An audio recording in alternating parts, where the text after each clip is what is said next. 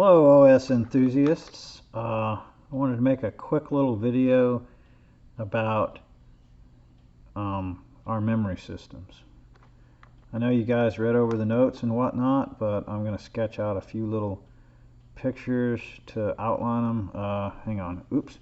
This looks like data structures. Let me get this out of the way. Ah! Holy crap! A bug!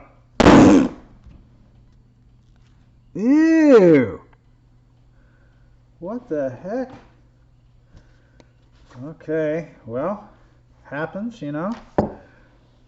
Gotta be careful of all things these days, especially in the land of computer science and operating systems. So, to continue. So, we're going to talk about OS memory, and really it's going to fall into two categories, and I'm just going to say this, like contiguous and paging. So contiguous means sequential and uninterrupted. You've seen me draw a picture like this of a very simple system where we had the OS sit in this part of memory, and this part of memory was for any user programs. So this is called essentially a single partition system.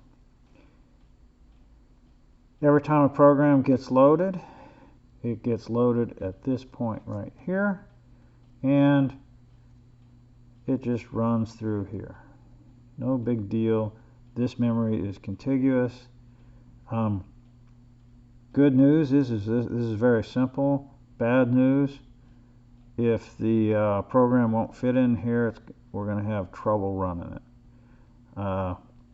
Typically what would happen is we would have to ship things in and out, but that has its own problems. What we want to talk about today is how can we run more than one process at a time.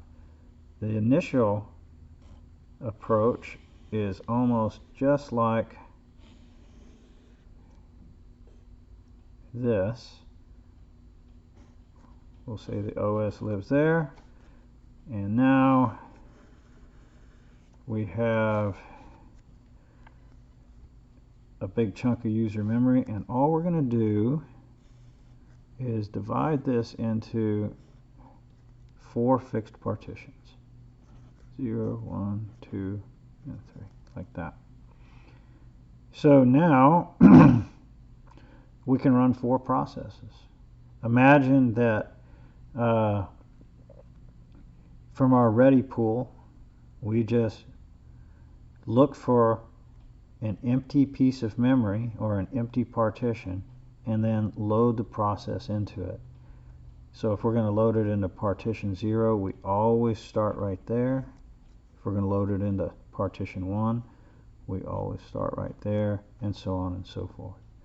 This is an excellent system because it's simple and we can run more processes.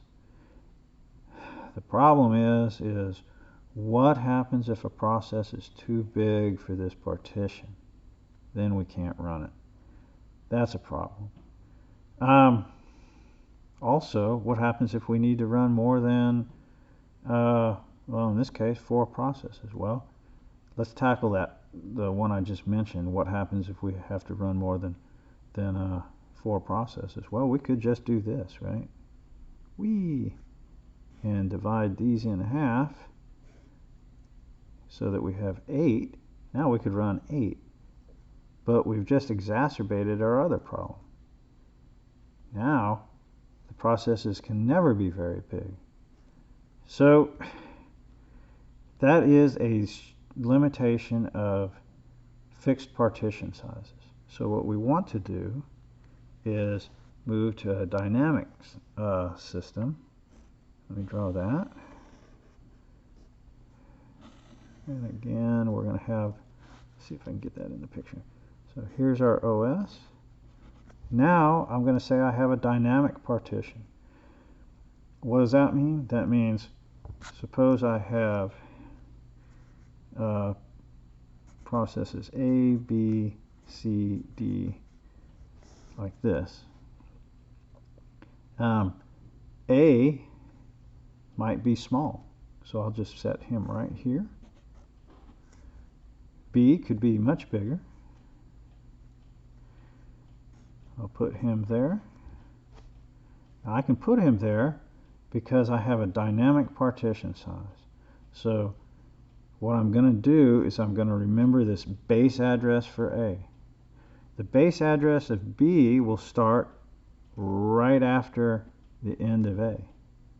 Now I'll put in C. He could be small.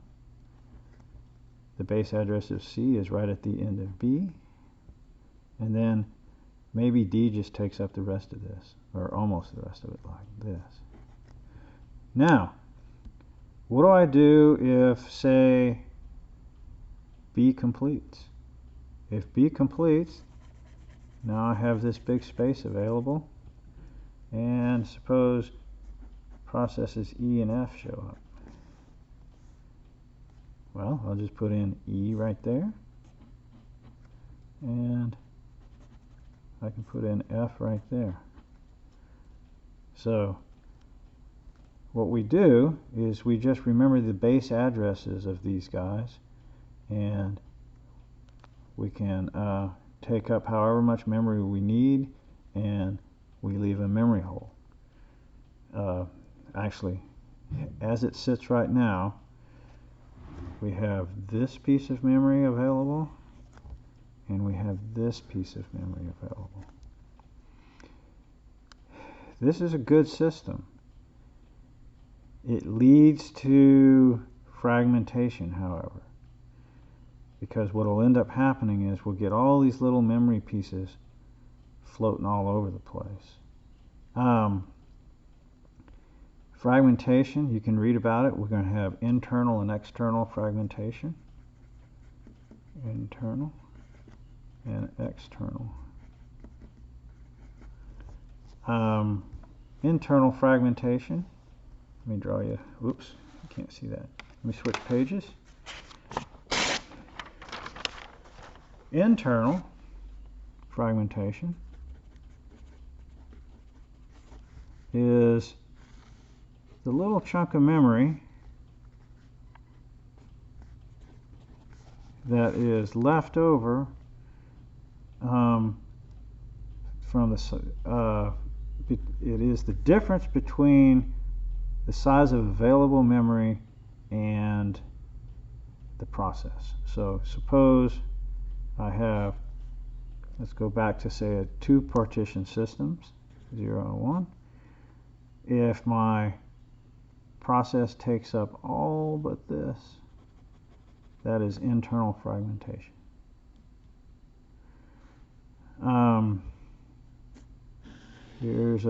Let's talk about external. I'm going to make another little picture. External fragmentation. OS. Suppose I have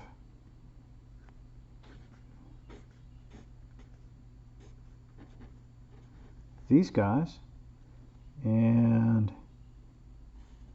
I have a process here, a process here, a process here, and a process here. That leaves this piece, this piece, this piece, and this piece unoccupied. If I have a process that's a little bigger than the biggest one of these, say it's this big, if I add all of these up together, it will work, or it would fit in there, but I can't fit them in there. And that is because they're not contiguous. So that's external fragmentation. Now, we have some algorithms to try to fit stuff in there, and you can read about them. This example here, this was fixed partition. But going back to dynamic partition, like this, how do we decide where we're going to put something? We have three algorithms: best fit, first fit, and worst fit. Best fit, you find the piece of memory that's closest to the size of your process in which the process will fit. First fit, you just find the first one that it'll fit in. Worst fit, you find the piece of memory that's well, it's the opposite of best fit.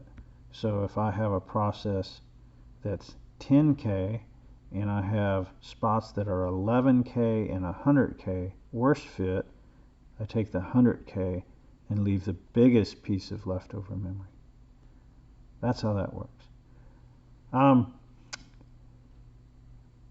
The system that cures all of these problems and that we use in modern computers, especially computers, modern general purpose computers, is paging, and we'll go over that next.